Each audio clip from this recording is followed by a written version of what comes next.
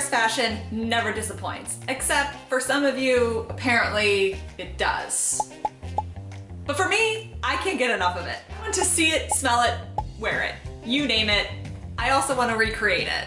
But I don't want to just recreate and make one of her outfits because boring. I want to recreate one of her outfits only using items from Goodwill, like upcycling items from Goodwill into an Emily in Paris amazingness outfit. I already recreated 2 items from Emily in Paris, and at this point, I just cannot help myself. As I'm relaxing and rewatching Emily in Paris to scour outfits that are feasible to make, I stumble upon season 1, episode 5. So I just turned on this episode, and do you notice anything about what Mindy is wearing versus what I'm wearing?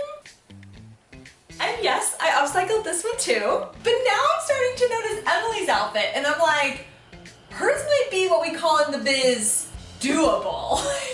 That's how low the bar is when recreating an Emily in Paris outfit. It just has to be doable. Unlike some of these other ones, which are not, as we say in the biz, doable. But I have now watched this episode more times than I'm willing to tell you, and I can tell you, she never takes her coat off. You thought I was gonna say top off, didn't you?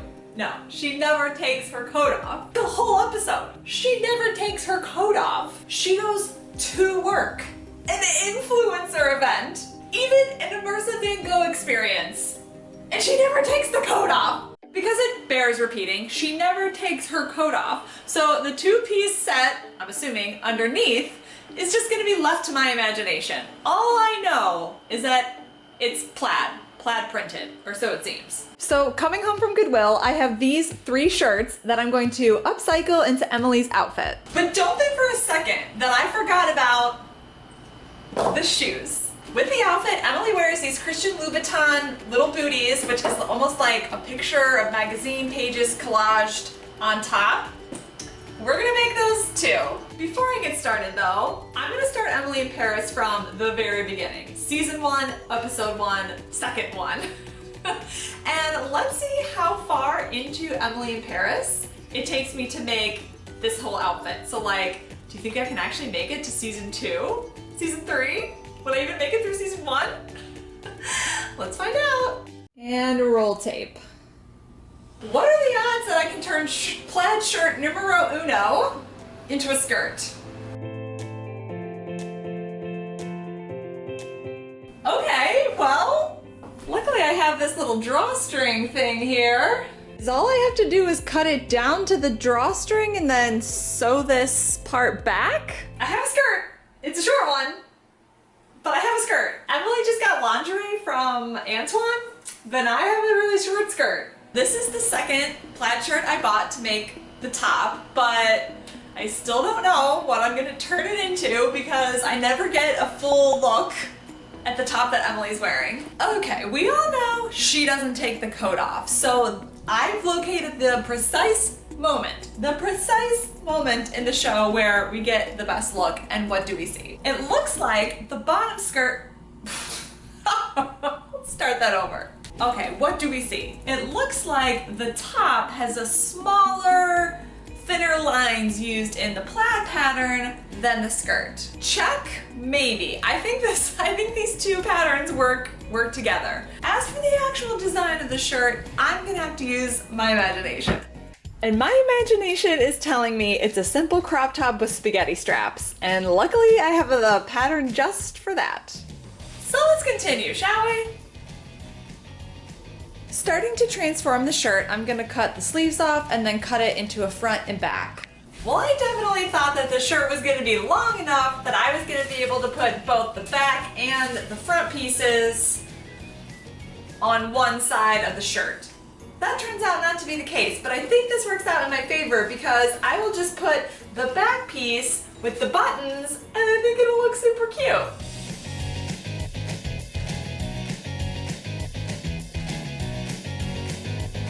Once I'm done cutting out both pattern pieces of the top, I'm then gonna put the darts in the front and then sew the side seams together. And now I have a half top of a crop top. So let's find some straps. Found them! Well, it definitely doesn't get any more spaghetti than these straps. Now I'm afraid I may inadvertently be making grunge look, which wasn't what I was going for to wear with this Chanel jacket.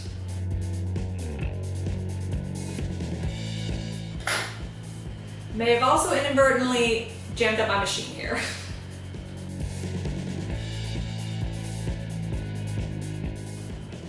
And the other side.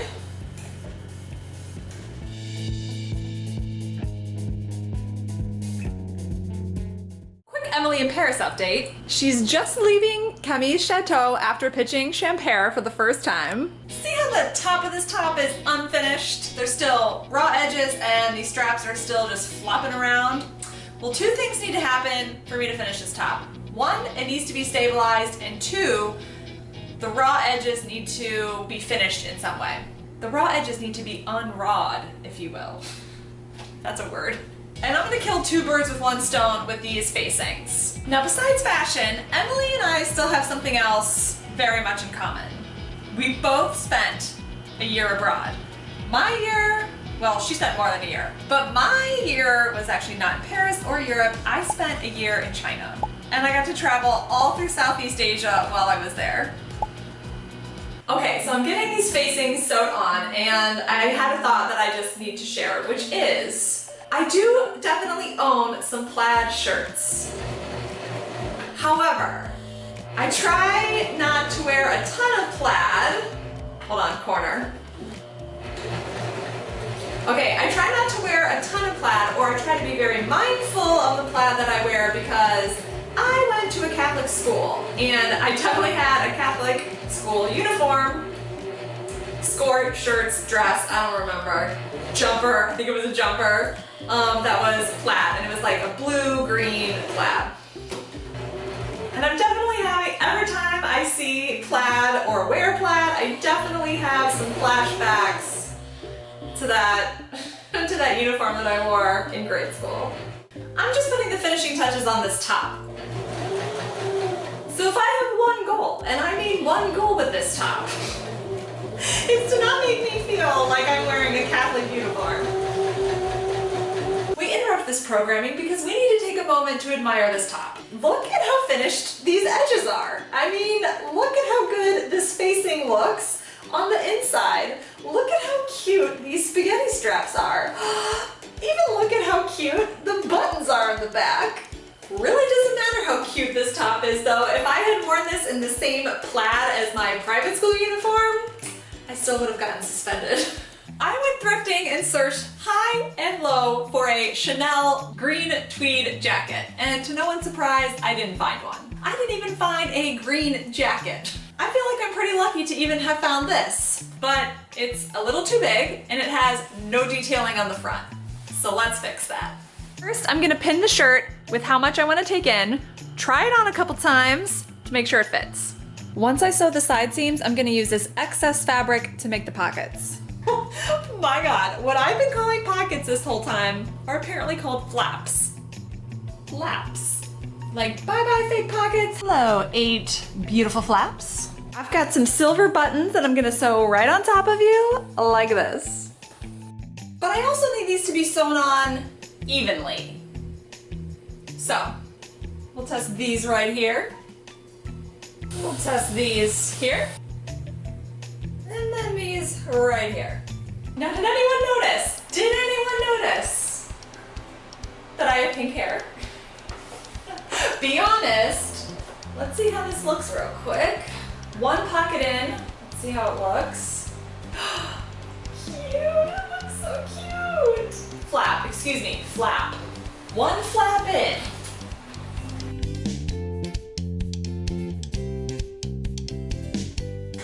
Two flaps in.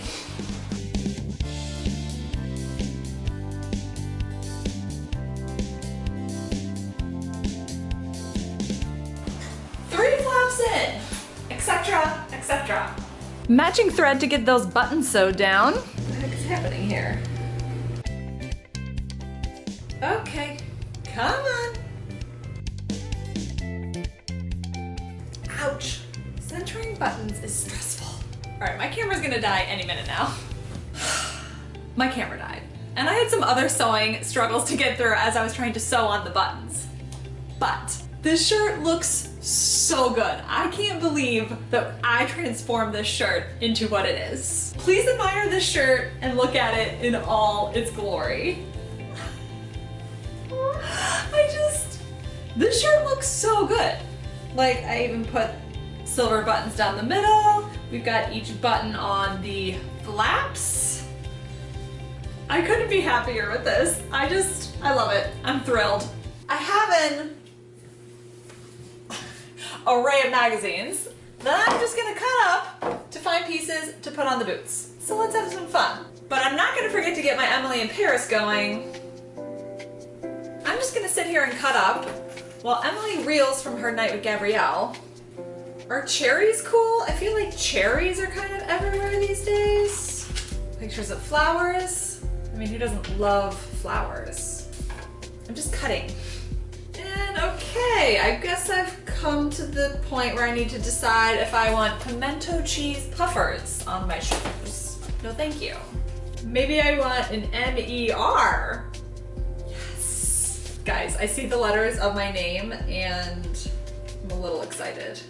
As I look through this Vanity Fair magazine, I keep thinking to myself, I want something high fashion. And then I'm having flashbacks to Project Runway when Nina and they always used to say, that's high fashion. And I kept being like, what exactly is high fashion? Can someone please explain to me what high fashion is? I'd like to know. Sabrina Carpenter, you're about as high fashion as it gets for me right now. Oh, apparently bubble hems are back. Great. Do I want zebras on my shoes? Probably not. I feel like I could turn this picture into like 6 pictures. Ooh, this would be kind of cool. Just cut this right in half. Very cool. Well, so much has just happened. Wasn't recording for the last 30 minutes. I've got a lot cut out that apparently never filmed. Mathieu just left Emily at the train station. She's in Saint-Tropez, and I'm here cutting this out that I didn't film. So, sorry you didn't get to join in all the fun. I'm having major camera difficulties today, clearly. Right now I'm cutting up a Vogue magazine and it is delivering on high fashion. I mean, look at everything I got so far. It looks like a lot, right? But I'm looking at these boots, which I can't even get a full 360 view of, by the way. The more it's very layered on top of each other. And I just don't feel like I have enough high fashion. I want more high fashion layered on top of each other. I have a lot of filler, but I just want more high fashion. So I'm gonna go back to the magazines.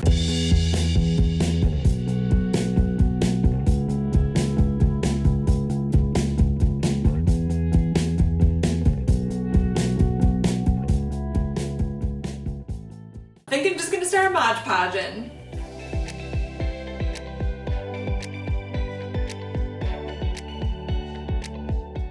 Okay, first one up.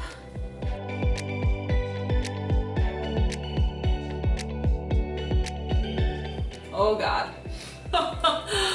Okay, we're off to a bit of a shaky start. I guess I should say that this is the first time I've ever done this. I'm really not sure if I want to put the cherries on. I feel like I'm very much hung up on having these shoes look like the ones that Emily wears. Like, I just want it to be so perfect. I want it to look exactly like those ones, but I'm gonna have to let that go. I'm putting shoes on shoes. Shoes are going on the shoes.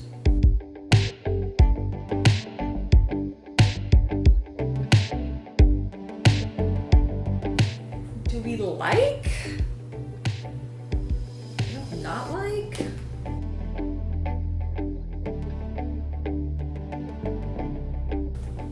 Okay. So I cut this woman in half. And I'm gonna put one half on one side and one half on the other side. I don't know why, but I'm actually really excited about this. We'll see how it flows. Okay, Twiggy, you're going front and center.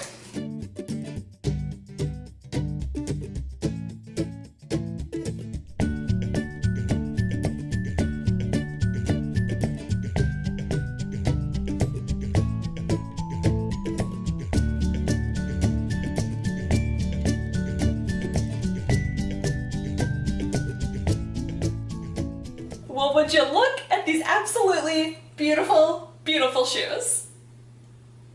I just kind of can't stop staring at them. These absolutely beautiful shoes have shoes on them, twice, puddle boots, Sabrina Carpenter, Twiggy, Sha'Carri Richardson, more shoes, random models, the Empire State Building, cherries, a watch.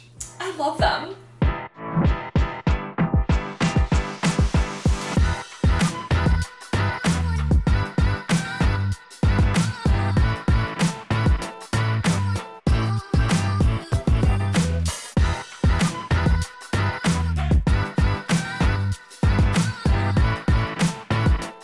There's one thing I know for sure, this skirt is not passing the end of the fingertips test at my private grade school. Would not be allowed to wear. No, no, no, no, no.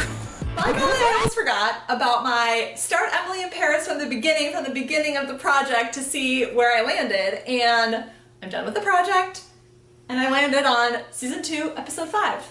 And all honesty, I really thought it was going to take me a heck of a lot longer, so thank you for watching!